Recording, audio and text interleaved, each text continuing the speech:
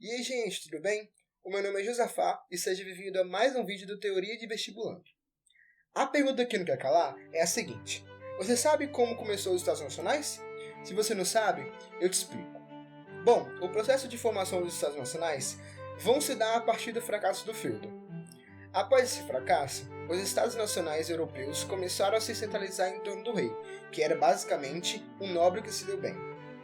E aos poucos esse rei assume características absolutistas, que era o poder máximo em suas mãos. Agora que já sabemos como foi formado os Estados Nacionais, vamos entender um pouco sobre os principais Estados Nacionais. Os reinos de Leão, Castela, Navarra e Aragão juntaram forças para uma longa guerra. Nesse processo, os reinos participantes dessa guerra buscaram o auxílio do nobre francês Henrique de Borgonha, que em troca recebeu terras do chamado Condado Portucalense.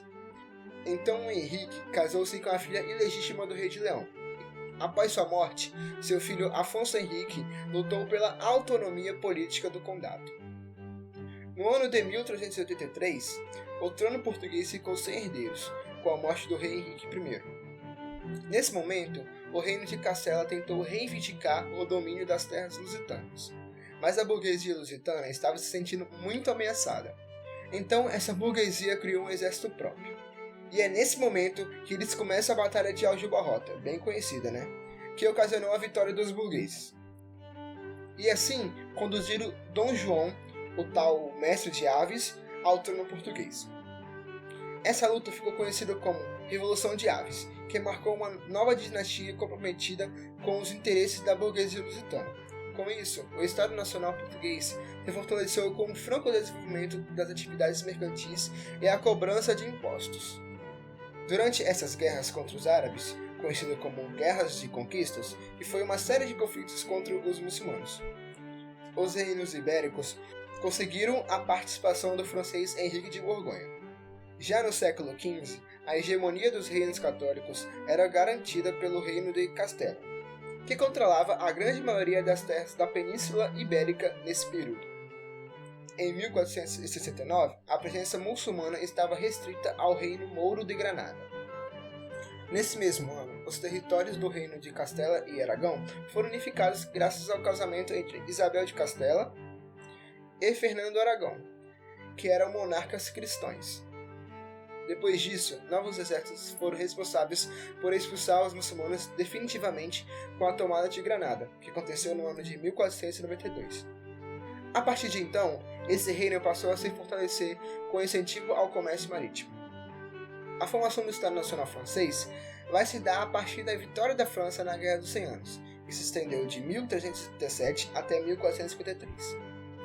Ao longo do século XIV, os gastos com a guerra e as conturbações sociais provenientes da peste negra e das revoltas camponesas abalaram a supremacia monárquica. Somente no século seguinte, que algumas ações populares conseguiu interromper as seguidas vitórias dos britânicos na Guerra dos 100 Anos.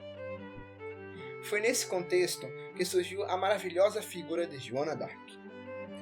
Ela era uma humilde filha de camponeses que comandou diversas lutas contra a Inglaterra, alegando cumprir ordens divinas. Mesmo sendo queimada em 1430, acusada de heresia, os feitos heróicos de Joana serviram para que os franceses voltassem a se empenhar na luta. No ano de 1453, o rei Carlos VII concluiu o processo de expulsão dos britânicos do território francês.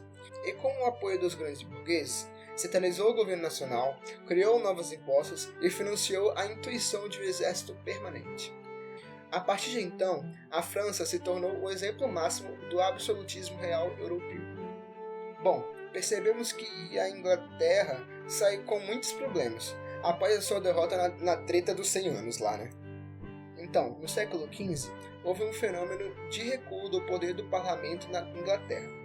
Esse recuo ocorreu em virtude da ascensão da dinastia do Tudor ao poder em 1485. Essa ascensão se deve às graves consequências da Guerra das Duas Rosas, que foi uma guerra civil entre as famílias nobres dos Lancasters e dos Yorks.